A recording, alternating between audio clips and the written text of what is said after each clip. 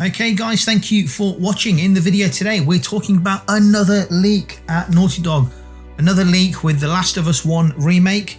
And we're talking about the Future Game Show. Will we get a Sony PlayStation announcement at the Future Game Show? Before I move on, do me a favor guys, hit the subscribe, like and bell buttons. The links are down below in the description to the articles. So looking at the first piece of news, and you've got the video going on in the background, we have another cutscene from The Last of Us 1 remake, which is now leaked. And for those that haven't played the game, have been living under a rock, or are new to the game, it does contain spoilers. So another cutscene from The Last of Us 1 remake has leaked, courtesy of a known insider, and that's Tom Henderson. Henderson ended up deleting his tweet, but not before copies of the video were saved and re-uploaded onto Reddit. This seems to have become somewhat of a pattern with high-profile leaks lately, with insiders leaking screenshots, videos on Twitter, and then deleting them knowing full well that they'll be saved instantly, presumably to avoid getting into trouble. Last month, a rumour suggested that recent Sony first-party studio leaks are the result of a security breach that the company has yet to plug. Some Redditors pointed towards a months-old thread in which a former user claimed to have gotten a hold of a hard drive full of data from a Sony laptop. That claim can never be verified, nor is there any confirmation that Sony suffered a security breach.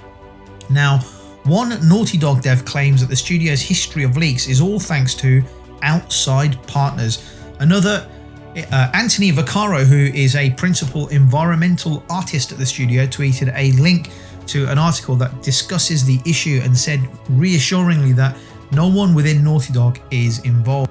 Now, I mentioned this before in a video a few weeks back about the amount of leaks coming out from Naughty Dog. Sony needs to do something to stop this, because it is crazy, especially if this Anthony Vaccaro is correct and saying that it's not Naughty Dog and that perhaps it's outside partners. You know, that's down to Sony to sort this out and help them. Anyhow, I'm not going to dwell on the leaks at Naughty Dog. We know they're there. Moving on, next we're taking a look at the Future Games Show at Gamescom. The show, which is set to showcase around 50 games from publishers, will take place on August the 24th at 7 PM British Summer Time. This is the third iteration of the Future Games Show so far in 2022. Throughout the past 8 months, the Spring Showcase and an appearance during E3 have brought hundreds of games into the spotlight with new trailers, developer insights and world premieres. And the show's Gamescom will be the closing of the series, bringing an end to the Summer Games Fest. So keep an eye on the Future Games Show Twitter channel for what's to come out, like a kind of a hint at what's coming out. This will see new releases across major consoles, including PS5, Series Xbox X and PC and Switch. Back in June, that included information on titles like Nightingale, the new survival game from former BioWare dev Aaron Flynn, and Power World, which is a chaotic creature catcher that's a bit like Pokemon with guns. Do you think we are going to get a PS5 game coming out, or an announcement from Sony during that show? Do you think Sony PlayStation will show any games or share any first-party information at the event? I've got a feeling we're going to get something from the Sony PlayStation publisher. I think we're going to get some kind of a world premiere trailer or a CGI from Sony, certainly a first party. And I think it's going to be tied into the live service or multiplayer game that PlayStation has. Personally, I think it's going to be something to do with The Last of Us, like a factions, multiplayer, live service, something around that area. Not gameplay, but a CGI, even maybe an announcement or something, just a, you know, a still, just something concrete to say, hey, look, we're making it, here's the images.